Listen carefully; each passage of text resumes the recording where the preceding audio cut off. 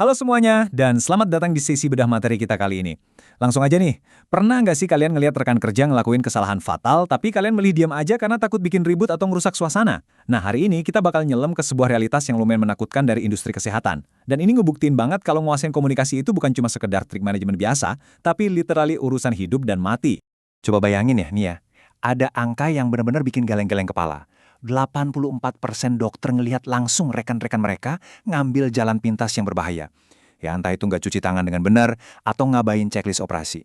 Tapi tebak, kurang dari 10% yang berani angkat bicara. Kondisi ini melahirkan fenomena tempat kerja yang mematikan banget, yang dikenal dengan sebutan silent skills atau kebungkaman yang membunuh. Ini bukan sekedar angka di atas kertas loh. Ini potret nyata di mana para profesional lebih milih tutup mulut dan ngebiarin bahaya terjadi, daripada harus repot-repot berkonfrontasi sama rekan kerja mereka sendiri. Nah, buat ngebresin krisis ini, kita bakal ngebeda anatomi dari kegagalan komunikasi tersebut.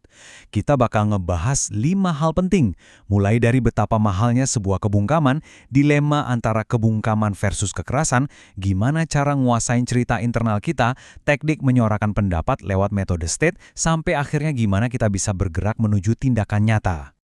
Oke, kita masuk ke bagian pertama, mahalnya sebuah kebungkaman. Kita mulai dengan ngelihat langsung dampak nyata yang super menghancurkan pas kita sengaja ngehindarin obrolan yang sulit. Biaya dari aksi diam ini benar-benar nggak main-main. Kebungkaman ini berkontribusi pada, dengerin ya, 195.000 kematian di rumah sakit setiap tahunnya. Angka yang luar biasa tragis kan?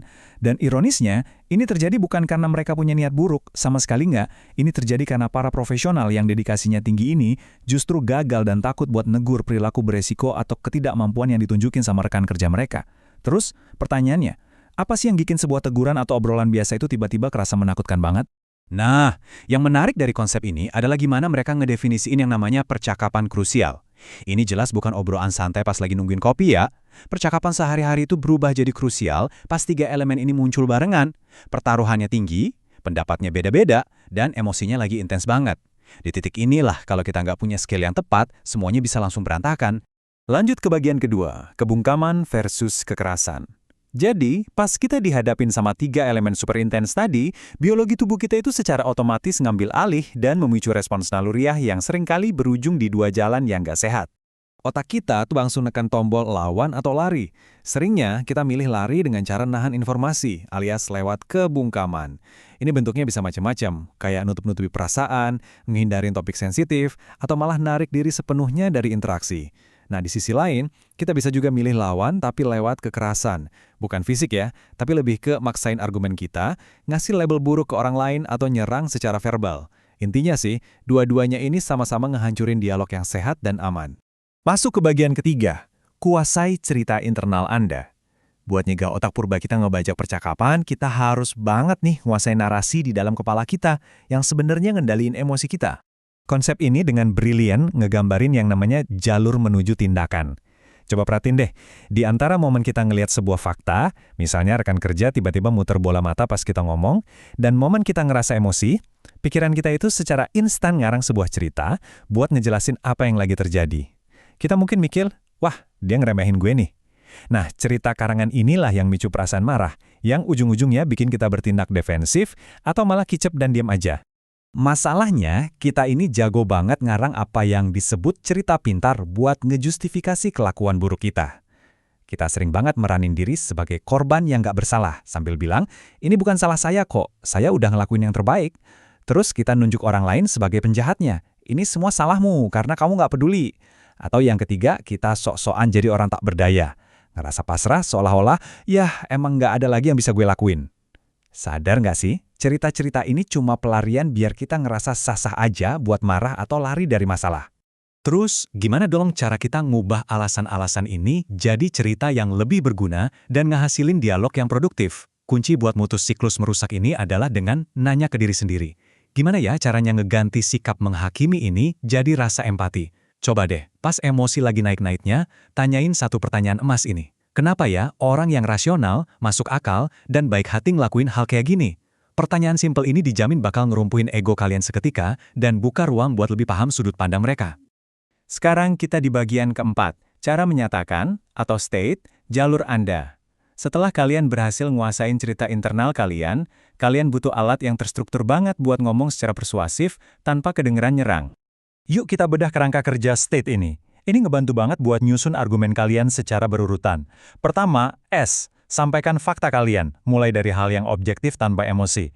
Terus, T. Tuturkan cerita atau interpretasi kalian berdasarkan fakta tadi. Habis itu, A. Ajak mereka buat berbagi jalur atau sudut pandang mereka. Waktu ngomong, pastikan yang T selanjutnya tunjukkan sikap tentatif, jangan bersikap seolah kalian pegang kebenaran mutlak. Dan terakhir, E. Evaluasi dan dorong pengujian. Persilakan mereka buat ngasih pandangan yang beda. Ini tuh benar-benar seni mengundang diskusi ya, bukan ajang maksain kehendak. Kalau kalian pakai metode state ini, kalian bakal ngebantu ngebangun rasa aman, yang pada akhirnya nyiptain yang namanya wadah makna bersama. Anggap aja ini kayak kolam ide buat tim kalian. Tujuan utamanya apa? Buat bikin informasi yang relevan, ngalir sebebas-bebasnya ke dalam kolam ini tanpa hambatan. Semakin dalam dan kaya informasi di kolam ini, bakal makin akurat, kreatif, dan cerdas keputusan yang bisa diambil sama tim kalian. Karena literally semua perspektif udah kekumpul di situ. Terakhir, bagian kelima, bergerak menuju tindakan. Tapi ingat ya, punya kolam ide yang penuh itu nggak sama dengan udah bikin keputusan. Kalian tetap harus ngubah dialog keren tadi jadi hasil yang nyata. Biar nggak pada bingung, kalian harus nentuin secara eksplisit gimana keputusan itu bakal diambil. Apakah pakai sistem komando, di mana bos atau satu orang yang nentuin? Atau konsultasi, di mana kita ngumpulin masukan dulu sebelum pemimpin mutusin? Bisa juga pemuatan suara kalau butuh keputusan yang cepat dan efisien, atau konsensus kalau emang semua orang harus setuju sepenuhnya. Cara milihnya gampang, evaluasi aja siapa yang paling peduli, siapa yang paling tahu faktanya, dan siapa yang persetujuannya benar-benar dibutuhin biar keputusan itu jalan. Ingat ya, semua taktik dan kerangka kerja yang kita bedah ini emang luar biasa kuat. Tapi, kayak yang ditekankan sama kutipan brilian ini, fondasi utama buat ngelola konflik itu bukan sekedar jago ngomong atau ngafalin akronim, tapi komitmen buat ngerjain PR dari dalam diri kita sendiri dulu, dan investasi waktu buat ngebangun kepercayaan yang tulus sama orang-orang di sekitar kita.